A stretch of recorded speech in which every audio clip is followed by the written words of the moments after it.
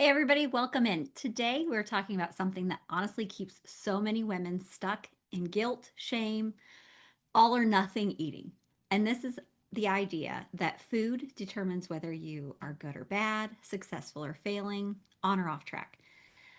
I think women are carrying way too much emotional weight around because somewhere along the way, they learned that salad is good, pizza is bad, a healthy day is successful, and dessert makes that whole day a failure. And eventually, women stop judging. We stop judging just the food, they start judging themselves. I see this often in coaching. Women come into calls saying, I was so bad this weekend. I cheated. I blew it. I ruined everything. And honestly, sometimes I want to lovingly just shake them because one day I finally looked at a client and said, Girl, you didn't murder anyone. You ate some french fries. We laughed, but that moment mattered because it helped her realize how dramatic eating had become. And this is what happens when food becomes morality, good and bad. Every meal suddenly feels extra loaded. Every choice feels important, and every mistake feels personal. So then what happens? Women spiral because once they think I already ruined it, it quickly turns into overeating. Let's run through the drive through. It doesn't matter, right? Nighttime snacking, screw it. Uh, Starting over tomorrow, guilt, shame, all the stuff. That thinking creates way more overeating than some french fries ever did. Because women are not just eating food anymore, they are grading themselves all day long. And that's exhausting. So now listen, I absolutely believe healthy eating matters. It does. We all know that. Nutrition matters, protein and fiber, vegetables, all of that, it matters.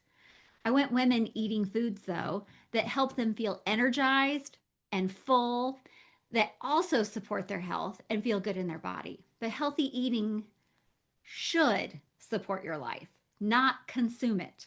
So, a lot of women think healthy eating has to look like homemade meals all the time, meal prep every Sunday with all the dishes, right? The perfect dishes. No processed food, no eating out, definitely no pizza, and every meal has to be perfect. And when that can't happen, which I don't know what your schedule looks like, but it doesn't at mine very often, I can't maintain that. We think that we failed.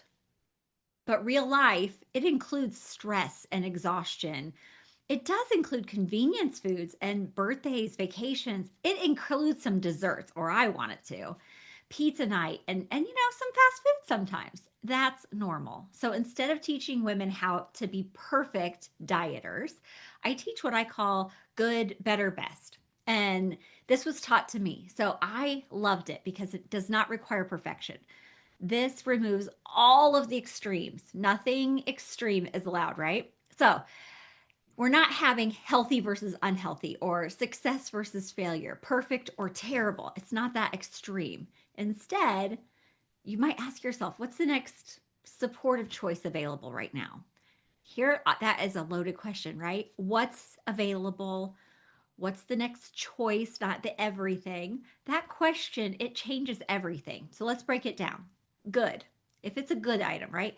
Good is honestly anything you enjoy. There are no bad foods. Good is anything. No food is morally bad.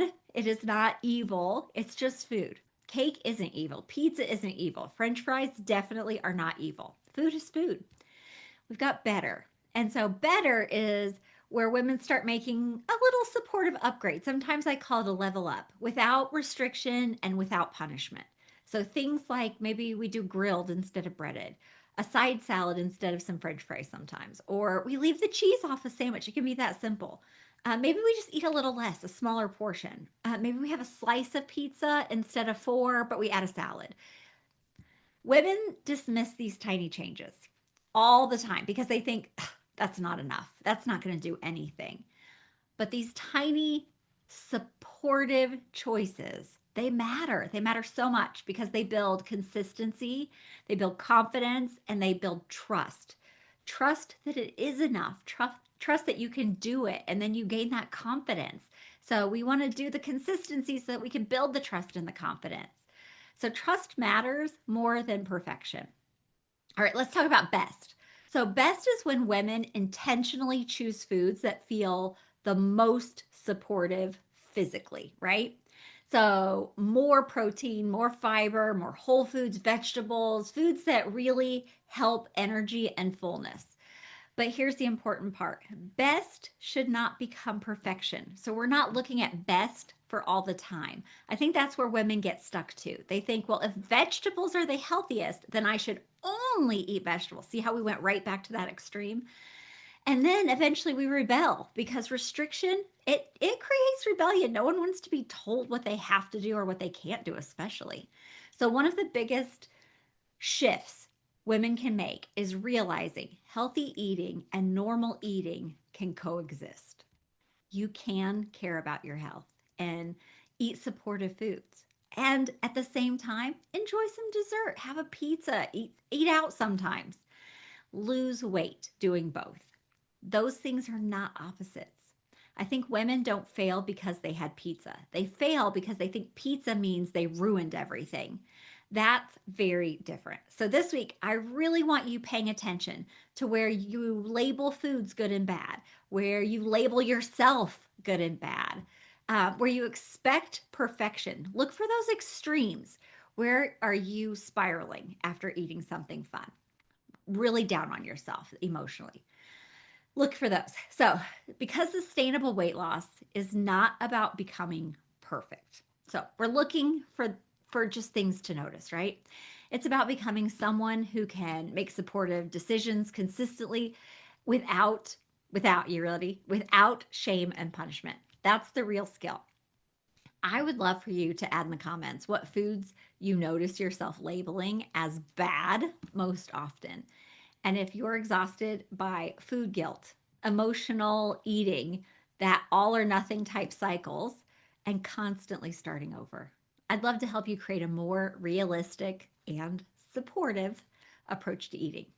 My link for my free personalized solutions call is in the comments. All right, friends, I will talk to you soon. Bye.